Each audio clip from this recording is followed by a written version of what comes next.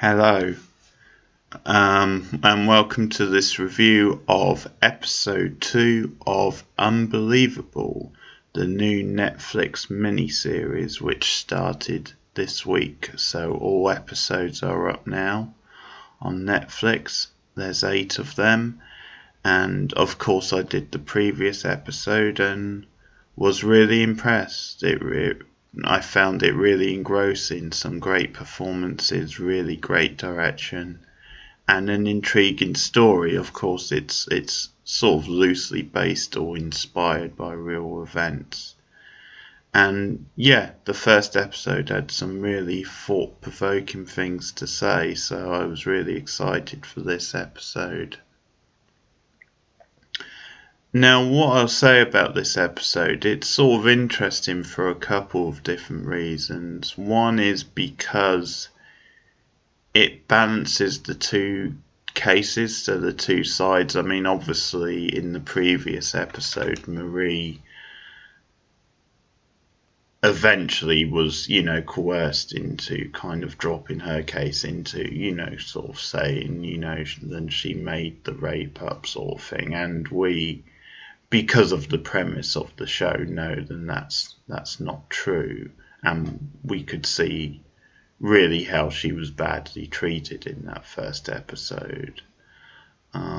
So what essentially happened now is, in a different state in Denver, there's a new rape case which the series is going to focus on, which will bear, a striking similarity, and so it eventually will connect to Marie's case. But so at the start of this episode, Marie's case has been closed, and it's all about the fallout and how she's dealing with this. But at the same time, we get this fresh rape case with this girl Amber, and so it's sort of balancing the two. I mean, it focuses mainly on the Amber stuff, and particularly the detective investigating it, but yeah, it does jump between that and the Marie stuff.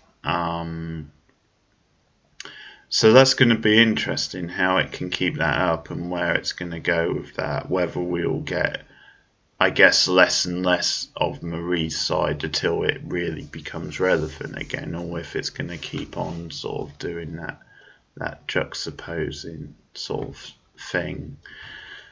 And the other thing is, I think, and I don't know if this is a criticism of this episode, I think it probably depends where they go with it and what they're building to, because obviously this is kind of, again, sort of building stuff up. But I guess there was naturally less drama in this episode for the simple reason than you get, the female detective, Karen, her name is, and she's, I'll just, if I can find, sorry, she's played by Marat Riva, and you have Amber, the victim, she's played by Danielle MacDonald, and as people know, Toni Collette, who's kind of the big name in the show, she's in this episode at the very end, which I'll get to. But yeah, because it's a totally different circumstance, because the way Amber is treated by Karen and the whole nature of the investigation and the people around her, because all that is so much more sensitive and understanding and supportive, then yeah, it does mean there's sort of less drama than in the previous episode. But there are sort of subtle differences which are interesting, which sort of play into, I think, part of the point of this miniseries. So as I said, Karen is a lot more caring, understanding, and she's a very, I think, you get the impression she takes her job very seriously. She's a bit of a, yeah, she's kind of a perfectionist. She's very focused. She has a very kind of serious demeanor throughout. It's very deadpan. I mean, it's a really, actually, really icy but focused performance from the actress. It's understated, but in a kind of intense sort of way. So I mean that impressed me. And one subtle difference also is the fact that you're getting to know the the detective in this case, whereas in the previous episode you got to know Marie and her background.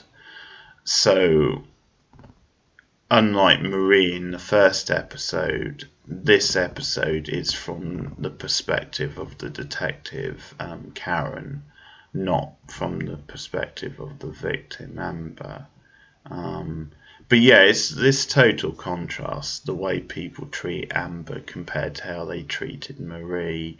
I mean, it's interesting thinking about it, even when people were being supportive of Marie, when it first happened and they sort of believed which she, again, she has been raped, but obviously, things took a turn when she then claimed she made it up. But I think one thing I picked up on in the first episode was the fact that even when they were supporting Marie and they thought, oh, she's been raped, and even then there still seemed to be an air of kind of shallowness to them, quite like it was forced sort of sympathy, and it was almost like they didn't know what to do, which I know that's quite common, but yeah,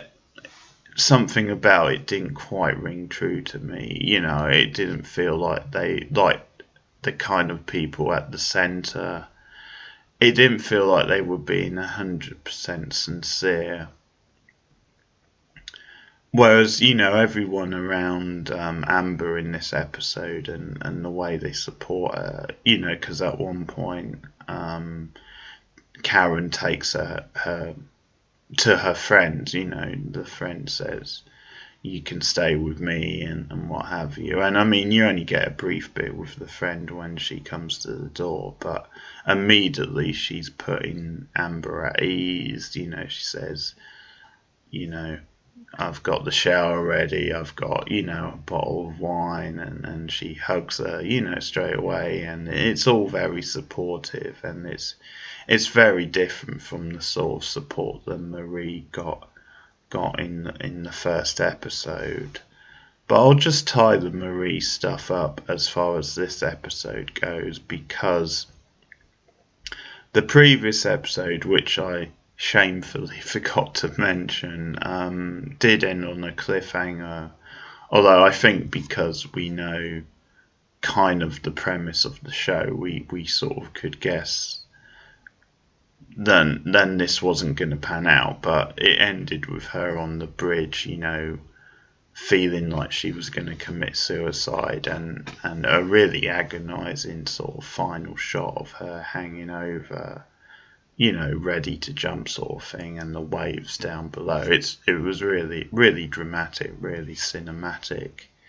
And so this episode opens with literally that shot, and eventually, obviously, she comes down, she talks herself out of it, and that's when she calls her friend, as in her friend at the the foster sort of centre she's been staying at.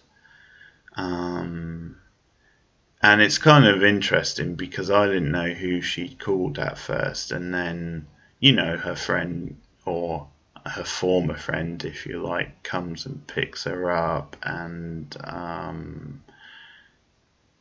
then she just harshly and coldly says, you can find your own way back to your room. I was in the shower when you called, and just walks off. So I mean, she kind of gave her the lift because I guess she would have felt bad otherwise, or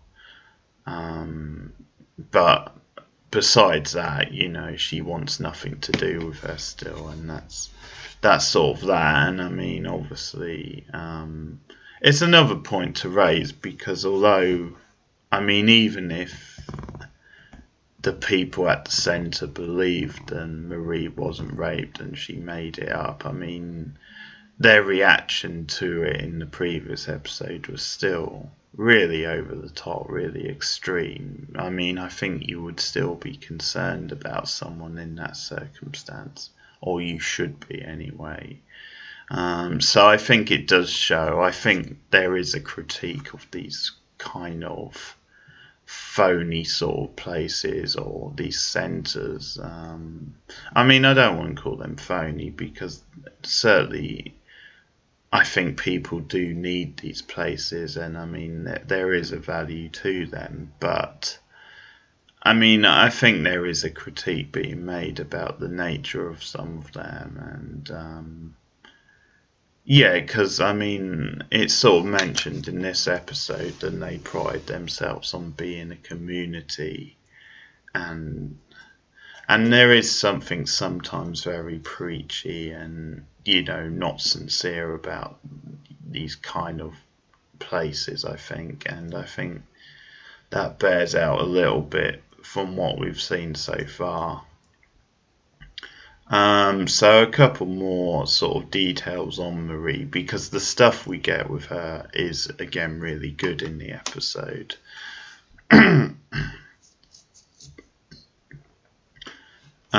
So, in the centre, she's kind of given these restrictions. She's sort of taken to the office by the two who run the centre, who have been really the most sympathetic towards her, from the centre.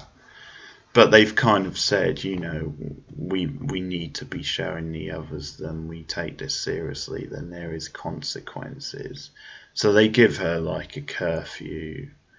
And I actually forget what the other restriction was, but there was another punishment. Oh, it was regular sort of checks on her room sort of thing. And now this scene was interesting because I think it obviously it turns it around on them and makes it look like, well, do they really care about her? Is this really fair to make her feel like this? But another sort of idea I had about it was then perhaps it was their way of maybe trying to get the truth from her, or like maybe they still believed then she was assaulted, so maybe it was, I don't know, just a ploy maybe to try and, I mean, it's still not a great thing to do. I mean, if that is their aim, but it did cross my mind, and that might be something they were thinking.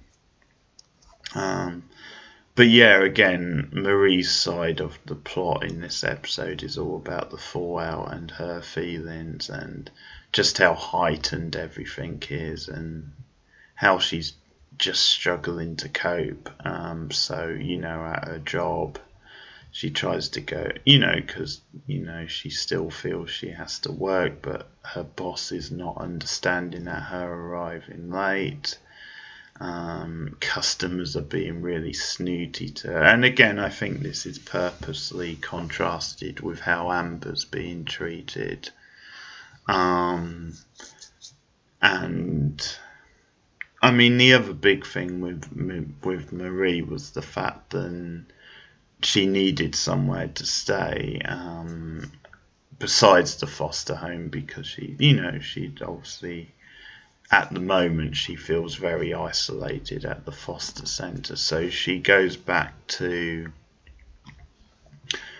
her old foster parents, their home, and we saw them a little bit in the first episode. And she doesn't want to stay there, but she says, I thought I could watch TV with, and I can't remember the character's name, but basically the wife. And the husband said she's not there. She's out at the moment on like a crime, whatever it is, sort of meeting. and sort of suggests she'll be a while.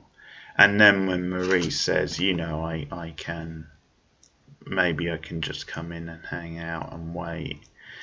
And that's when, things take a turn, because he had been quite warm towards her up to that point. But then he sort of, he's more awkward with her, and he says, because of what you did, it's probably not a good idea for you to spend time alone with me at the moment. Because obviously we're going to be fostering people in the future, and if something went wrong, or just the way it looks, it's not a good idea. And again, I mean, Caitlin Denver's reactions in this scene are just so natural. They're just so perfect, really. Just her confusion and look of horror as he comes out with this. And she really gets across, I think, this feeling that the whole world's against her, sort of thing. There's stuff with the media. And actually, one interesting thing, which is at the start of the episode, it's like one of the cops, the initial cop who was questioning Marie. He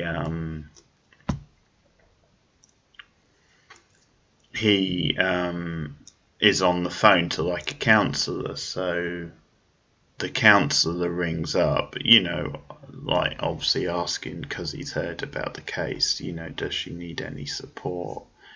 And obviously the cop is being really sort of cold and cynical about it, and just saying, oh, not this one. It turned out it was totally bogus, total fiction sort of thing.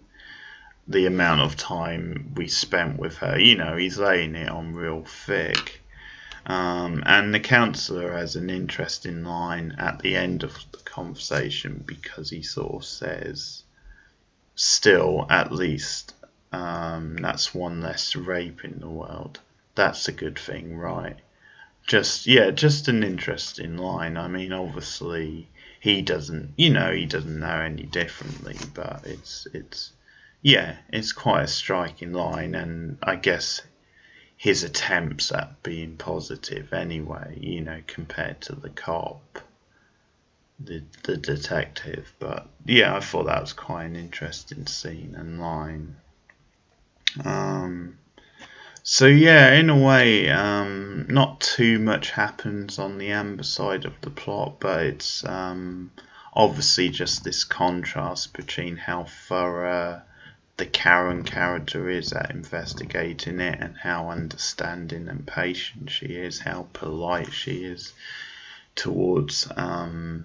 And I mean, we get to know her character a little bit more, and the way she obviously takes her work home.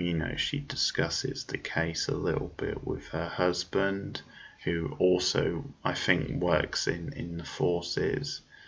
And so I think there's that sense that maybe she has this connection to this and struggles to let go, and I think maybe does take certain cases too personally. And I think because we see her in this, it's from her perspective rather than from the victims, then I think it was, you get these scenes where she's like reliving like Amber's testimony, and she sort of visualizes it in the way Marie did in the first episode. So that makes me wonder if maybe she has had personal experiences of this, and that's why she's so attached to the case. It's certainly, I think, hinted at in her like personality that maybe she does get a little too attached to the case than is sort of healthy. So maybe she does have some sort of personal experience with this sort of thing. But I think they set up her character quite well, and she looks like, yeah, I think it was important to have that contrast between how she dealt with this case, or is dealing with it, and how the the the Marie detectives dealt with that side of things. We actually don't get to meet Toni Collette's character till the very end, so she's in the very final scene, and we see her in a car, and she sees a guy sort of like wandering away, so coming towards her. So she gets her flashlight out and has a gun at the ready, and she freaks the guy out. And basically, she starts questioning him in quite a matter-of-fact, aggressive sort of way. And basically, she mentions, what are you doing, a stranger wandering around on a campus where a girl was raped last month? That's basically the gist of it. Because he's, getting all defensive, and at one point he says, who are you, sort of thing. And she introduces herself, which is a nice little touch, because it's kind of like she's not only telling him who she is, but she's telling the audience, sort of thing. So it's like a literal introduction to us. And so, her name's Grace, and she ends up by saying, but the question is, who the fuck are you, sort of thing. So real badass sort of delivery from Colette. And that's the final shot of the episode. So yeah, it's a pretty cool way to end it, and I think it's a nice introduction, and I think it maybe hints at then Grace is going to be a very different style detective to Karen, because of course they're going to work together on the case. So I think it's a clever little setup, because throughout this episode I was waiting for Toni Collette to show up, because I thought, well, this has to be the episode they introduce her. And eventually they did, sort of thing, but in quite a different way. And I think that's what they're doing. I think they're setting her up as this very different style of detective to Karen. So you can see them having quite an interesting partnership because of that. But yeah, there have it. Episode 2. Again, it was directed by Lisa Kolodenko, who again does a good job. I mean, it wasn't as good as the first episode. I thought that episode knocked it out of the park so well, but obviously it was doing something a bit different to the first one. But yeah, it's working along nicely, and has some intriguing ideas, some promising stuff in there. So far so good. That's episode 2 of Unbelievable, the new Netflix show. So yeah, let me know your thoughts. Do you have any theories on what's happened so far, or what's going to happen moving forward? Maybe any theories on Karen and her past? But yeah, let me know your thoughts on the episode in the comments below, and I will be back with a review of episode 3 soon. But for now, goodbye.